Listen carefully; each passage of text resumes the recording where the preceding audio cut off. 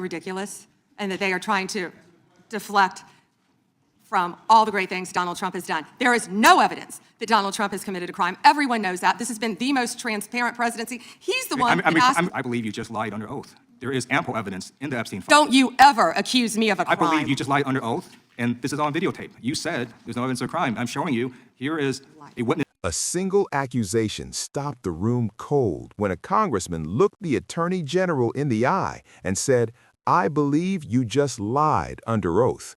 Stay with us to find out what led to that moment and why it's causing major backlash. In one of the most intense congressional showdowns in recent memory, Ted Lieu openly accused Pam Bondi of lying under oath during a hearing centered on the handling of files connected to Jeffrey Epstein. The confrontation quickly escalated into a deeply emotional and politically charged exchange that is now raising serious questions about accountability at the highest levels of government. Lieu began his questioning in a methodical and strategic way, first establishing a legal foundation. He referenced federal law that allows the redaction of victim identities in cases involving sex trafficking, something Bondi confirmed her department had followed. Thank you, Attorney General Bondi, for being here today. I'm going to show you two photos. Thank you. I'm going to show you two photos of former Prince Andrew. Prince Andrew attended various parties with Jeffrey Epstein. Under the law Congress passed, you were allowed to redact photos to protect the victims of Epstein's sex trafficking operation. You redacted the photos of this victim's face because you were following the congressional law. Is that correct?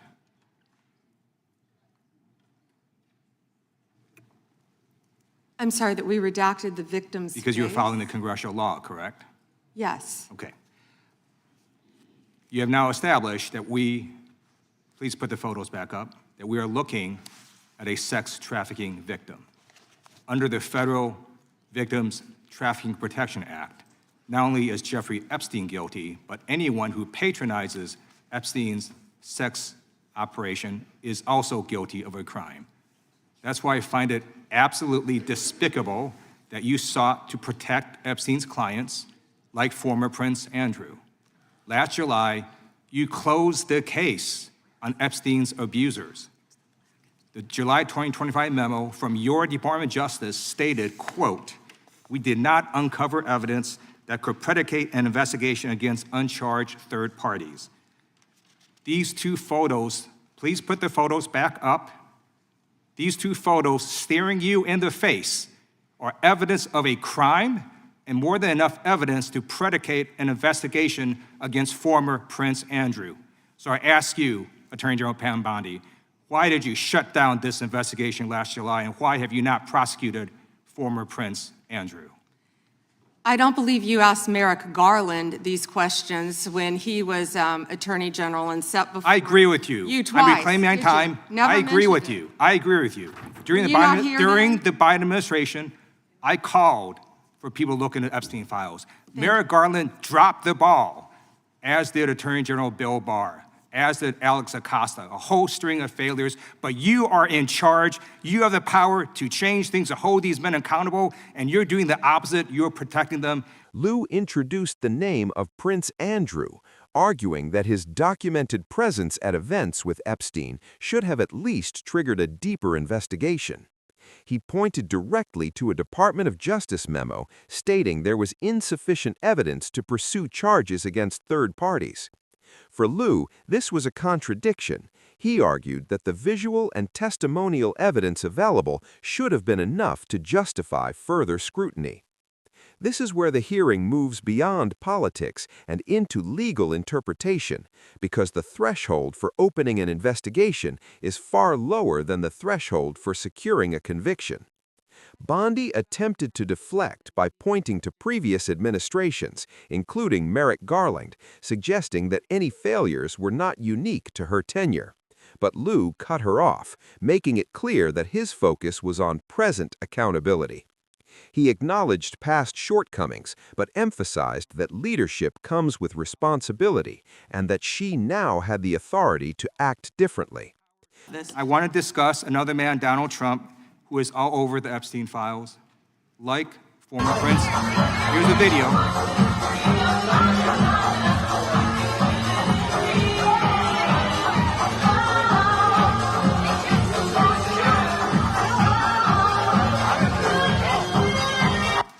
Like former Prince Andrew, Donald Trump attended various parties with Jeffrey Epstein.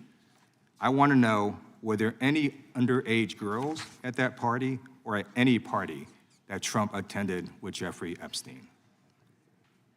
This is so ridiculous, and that they are trying to deflect from all the great things Donald Trump has done. There is no evidence that Donald Trump has committed a crime. Everyone knows that. This has been the most transparent presidency. He's the one that asked that those files I'm reclaiming my time. be I got your released. answer. You said there's no President evidence. Trump asked Mr. Chairman, please that stop the he clock. sign Stop the clock. The legislation. Time. This is Time. this I'd like is to ridiculous. reclaim my time. Time belongs to the gentleman from California. Okay. I'm going to put up another document from a witness who called the FBI's National Threat Operations Center because I believe you just lied under oath. There is ample evidence in the Epstein file. Don't you ever accuse me of a crime. I believe you just lied under oath, and this is all on videotape. You said there's no evidence of a crime. I'm showing you, here is a witness statement who called into the FBI's Threat Operations Center. He drove Donald Trump around in a limo. He overheard what Donald Trump said to Jeffrey on his cell phone. He was so angry, he was gonna stop the limo and hurt Donald Trump. And he met a girl who said she was raped by Donald Trump and Jeffrey Epstein. The exchange intensified when Lieu shifted attention to Donald Trump. He referenced Trump's past association with Epstein, including social appearances, and asked a pointed question whether any illegal activity may have occurred at those events. Bondi firmly denied that there was any evidence linking Trump to criminal conduct, calling the line of questioning a distraction from other issues. What happened next became the defining moment of the hearing. Lieu, unsatisfied with the response, presented what he described as a witness statement. According to him, this individual had direct interactions involving Trump and Epstein and relayed disturbing claims, including alleged conversations and accusations from a victim. Then came the moment that changed the tone of the entire hearing. Lieu looked directly at Bondi and said he believed she had lied under oath. That accusation immediately escalated the situation. In a congressional setting, accusing someone of lying under oath is not just a political attack, it carries potential legal implications. False statements under oath can lead to serious consequences, including perjury charges. Bondi reacted strongly, rejecting the accusation and warning against making such claims without proof. For viewers, this is where it becomes important to separate allegation from evidence.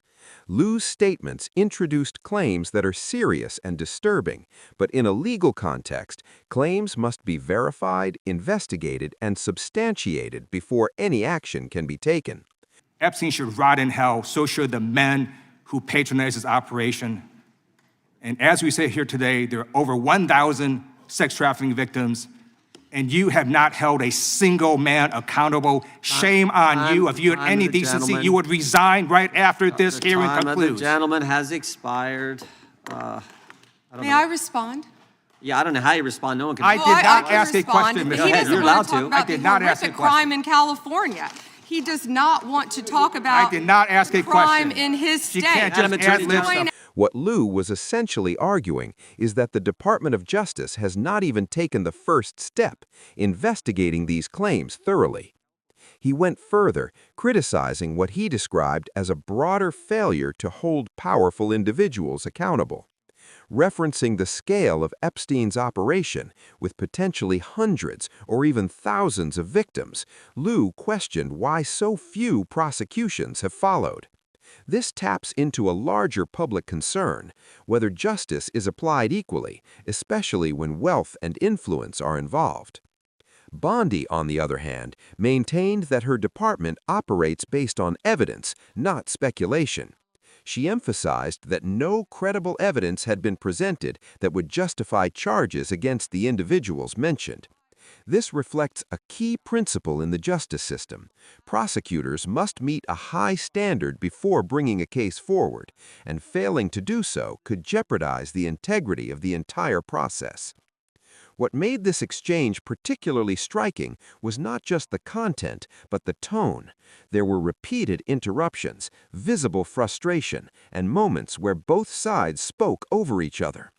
The structured format of the hearing began to break down under the weight of the accusations, highlighting just how contentious this issue has become. Beyond the immediate clash, this moment is part of a much larger story. The Epstein case continues to cast a long shadow over politics, law enforcement, and public trust. Questions remain about who else may have been involved, what evidence exists, and whether the full truth has ever been revealed. Each new hearing, each new document release adds another layer to a story that many believe is still far from complete. For the public, the key takeaway is this: hearings like this are not the final word, they are part of an ongoing process. Allegations raised in these settings can lead to further investigations, but they can also remain unresolved if evidence does not meet legal standards. That tension between public demand for answers and the legal system's requirement for proof is at the heart of this entire exchange. As the hearing concluded, one thing was clear: the confrontation between Lieu and Bondi has intensified scrutiny on how the Epstein files are being handled. Whether it leads to new investigations or simply more political debate remains to be seen, but the questions raised are not going away. If you want deeper, fact-driven analysis that goes beyond the headlines and helps you truly understand what's happening, make sure you follow and stay informed, because this story is still developing and the next revelation could be even more significant.